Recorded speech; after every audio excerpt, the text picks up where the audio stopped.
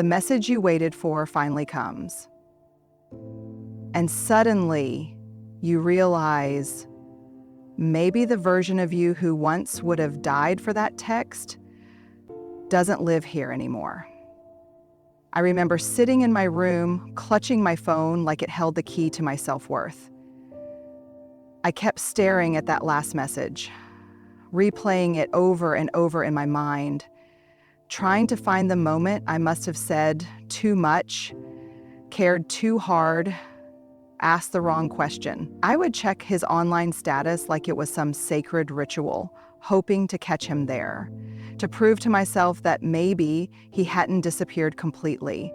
Maybe he was just busy. Maybe he was just figuring things out. Maybe he would come back. But day after day, the silence stretched longer. What started as patience slowly curdled into self-doubt. I found myself making excuses for him that he never even offered. I thought I was being loyal. I thought I was being understanding. But the truth is, I was abandoning myself in the waiting. There's something no one talks about, the way we can become addicted to hope, even when hope is the thing hurting us. Sometimes we don't wait because we trust them. We wait because we don't trust ourselves to let go. Psychologists call it intermittent reinforcement. When attention is given inconsistently, it keeps us hooked more than if there was no attention at all. It's like a slot machine. We wait because maybe this time they'll choose us. Maybe this time they'll explain. Maybe this time it will all make sense. We gamble our dignity on the next message, the next call, the next sign that we still matter. But here's the gut-wrenching reality. If their silence made you question your worth, their attention won't repair it. It might comfort you for a moment, but it won't heal the part of you that started doubting your own value. That's work only you can do. It's a quiet kind of grief when you realize the version of yourself who once waited, who once begged, who once craved their return is gone. And that's not a tragedy. That's the beginning of self-respect. You see, we think the pain of waiting is about missing them. But sometimes what we really miss is the version of us who didn't yet know what we deserved. And there comes a moment, a sacred shift, when you finally stop checking your phone, not because you've stopped caring, but because you've started choosing yourself. I used to believe with every fiber of my being that if he just came back and explained why he pulled away, why he went silent, why he disappeared when I was still standing there with my heart wide open, that somehow I would feel better. I thought closure was something he owed me, something I had to get from his words, his reasons, his timeline. I would rehearse what I would say if he reached out. I would play both sides of the conversation in my head, crafting the perfect questions, the perfect silences, the perfect pauses that would lead him to finally confess everything I needed to hear. I was convinced that when he finally reached back, I would get my healing neatly packaged in an explanation. I would finally be able to move on. If only he would tell me why. But here's the brutal truth. Sometimes people don't come back with clarity, they come back with more confusion. Sometimes they return not to offer peace, but to reopen the wound they created. They reach out because they feel guilty, lonely, nostalgic, but rarely because they've grown enough to give you the kind of truth you were waiting for. The need for closure can become a trap. We think we're looking for understanding, but often we're looking for reassurance that we were still worthy of love, even if they chose to leave. We think we need their story, but what we're really chasing is their validation, proof that our pain mattered to them. Psychology teaches us that our brain craves completed stories. When there's a gap, an unanswered question, our mind desperately tries to fill it. It's called cognitive closure, the human urge to resolve ambiguity. But here's the catch. In the absence of real answers, we make them up. We build stories to soothe ourselves. We tell ourselves, maybe he was scared, maybe the timing was wrong, maybe he cared but didn't know how to show it. We comfort ourselves with maybe. We live off what if. And when they finally reach out, after all that silence, we leap at the chance to finish the story, to close the loop. But what if the story has been closed for a long time? What if their silence was the ending? What if the unanswered text, the missed calls, the vanishing act, what if that was the answer all along? I remember the painful moment when I realized I was not really searching for closure. I was searching for permission to walk away.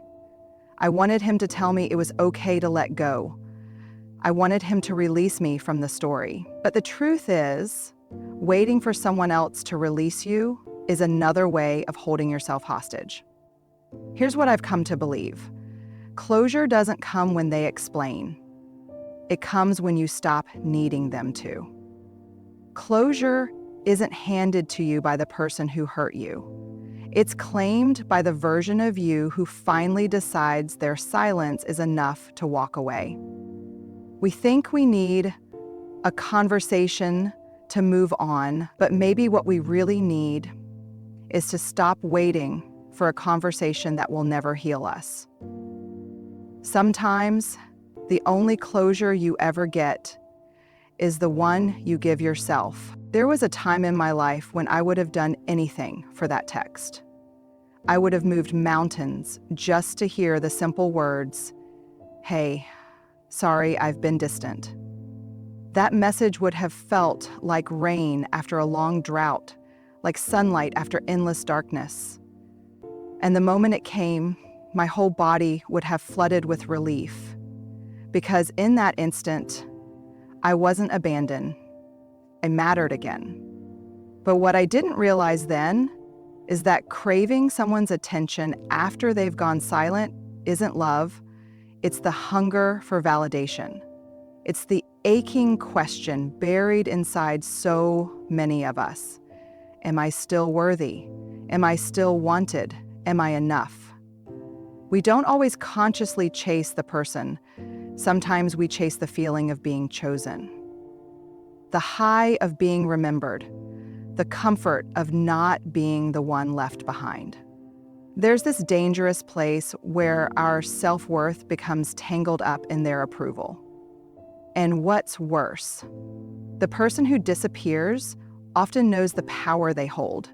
They know that the longer they stay silent, the more desperate you might become to hear from them, the more you'll tolerate, the more crumbs you'll accept. Psychologists call this the approach avoidance. It's the push-pull dynamic that happens when someone gives you just enough attention to keep you hooked, but not enough consistency to make you feel secure. It's not by accident. Sometimes it's because they don't know how to offer anything deeper.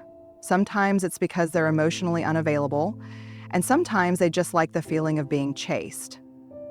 And when you've been in that cycle long enough, you start living off scraps. You start convincing yourself that the bare minimum is actually a feast.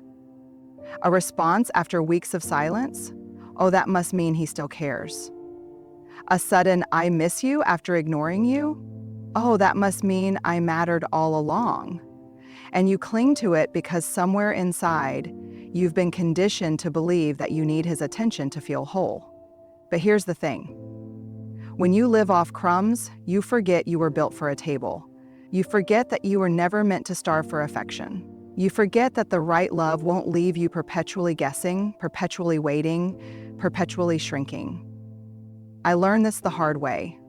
The hunger for validation will convince you to settle for less, and the price of that settlement is always you. Every time you accept less than you deserve, you teach yourself to become smaller, quieter, more grateful for things you should have never had to beg for. And here's the quiet revolution. The moment you stop seeing their message as a lifeline and you start seeing it for what it is, a breadcrumb, you begin to reclaim yourself. You begin to remember that love isn't supposed to feel like a transaction. It isn't supposed to be this exhausting negotiation where your worth hangs in the balance. Love doesn't keep you starving. Love sits you at the table and feeds you fully. And you, my friend, were never made to beg for what should have been freely given. When he finally reaches out after all that silence, it's like your body forgets how to breathe. Your hands shake, your heart races, and everything inside you screams, "Answer, now. Don't wait, don't think, just reply." It feels urgent, like the world might collapse if you don't close the gap immediately. I know that feeling so well, the panic of the unanswered. The desperation to prove you're still there, still open, still willing. The fear that if you don't respond right away, he'll slip through your fingers again. But here's what I've come to understand. Urgency is not the voice of wisdom. Urgency is the voice of old wounds. It's the voice of abandonment, trauma. It's the echo of every time you've felt left behind, overlooked, discarded. It's not about him, it's about that scared part of you that believes you have to fight for connection or lose it forever. And that's the trap. When you move from panic, you surrender your power. When you move from fear, you don't choose, you react. I remember the day I paused for the first time. It was excruciating. Every cell in my body wanted to text back within seconds. I wanted to reach for him like a reflex. But instead, I sat there with the shaking, with the burning need to respond, and I didn't move. I stayed. I breathed, I waited, and that pause became a mirror. It forced me to ask myself a question I had never dared to ask before. Do I actually want this conversation, or am I just terrified of being alone? Psychologists call this distress tolerance, the ability to sit with uncomfortable emotions without scrambling to escape them, without throwing yourself back into situations that soothe the panic but wound the soul. Distress tolerance is a muscle most of us never get to build because we've been taught that relief is the same thing as love. But relief fades. And when it does, you're left with the question you've been avoiding. Is this what I really want? The pause is where you find your power. The pause is where you stop chasing the hit of validation and start listening to what you actually need. The pause is where you remember that responding isn't always about connection. Sometimes it's about compulsion.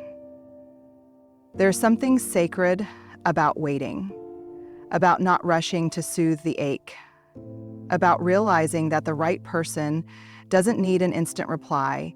They don't measure your worth by your response time. They don't punish your silence.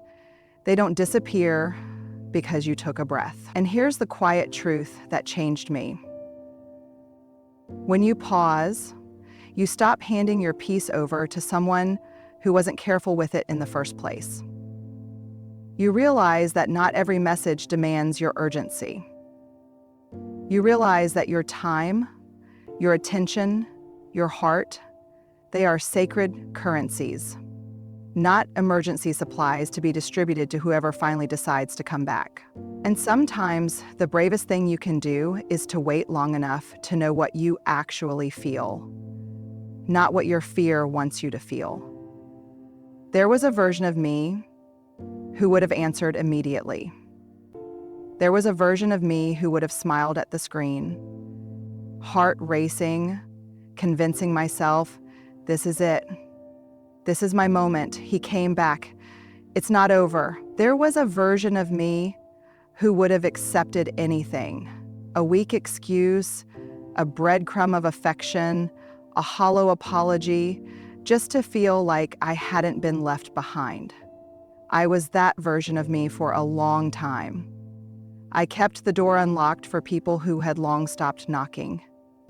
I kept returning to relationships that only proved over and over again that I was disposable. I confused attention with care. I confused being wanted with being loved. But here's what no one tells you. Loving yourself will cost you the fantasy. It will cost you the story you've been clinging to, the one where if you're good enough, patient enough, forgiving enough, they will finally choose you the way you wanted to be chosen all along. Loving yourself means choosing you, even when it means losing them. It means letting go of the high you get when the message finally comes through. It means walking away from the moment you once would have begged for, because now you see it for what it is. A door back into a house you had to set yourself on fire to stay in. Psychology calls this self-abandonment. When we repeatedly put our own needs, feelings, and boundaries aside just to preserve a connection. We do it because we fear rejection.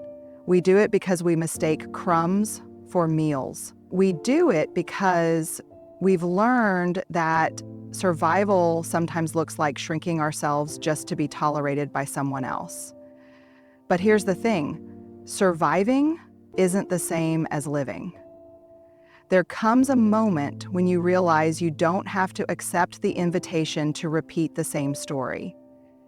There comes a moment when you realize that loving yourself doesn't always look like loud declarations or perfect self-confidence. Sometimes loving yourself just looks like not answering right away. Sometimes it looks like not answering at all. Sometimes loving yourself is sitting in the silence you used to be terrified of and realizing you are safe here. You are whole here. You are enough here. And when you finally choose yourself, not out of bitterness, but out of reverence, out of softness, out of knowing your worth, something profound shifts. The need to be chosen dissolves. The ache to prove yourself quiets. The hunger for external validation fades. You stop asking, will he come back? Will he stay? Will he choose me this time? And you start asking, do I even want this anymore? That question changes everything. Because love, real love, is not something you chase. It's not something you beg for. It's not something that shows up late and expects you to act like it never left. Real love stays. Real love shows up consistently. Real love doesn't teach you to doubt your own worth. And the deepest truth I can offer you is this. When you love yourself enough to choose you, you stop waiting for someone else to do it. Maybe you don't need to reopen that door. Maybe you don't need to reopen that door. Maybe you don't need another conversation. Maybe this time, your silence is the loudest answer you'll ever give. Maybe this time, you choose you. When he reaches out after silence, you're not just responding to him, you're responding to yourself. You're deciding if you want to pick up the thread of a story that already hurt you. You're deciding if you trust you enough to walk away if nothing has changed. And maybe, just maybe, this time, silence is your answer too. The day you stop chasing is the day you remember you were never meant to beg for what was already yours.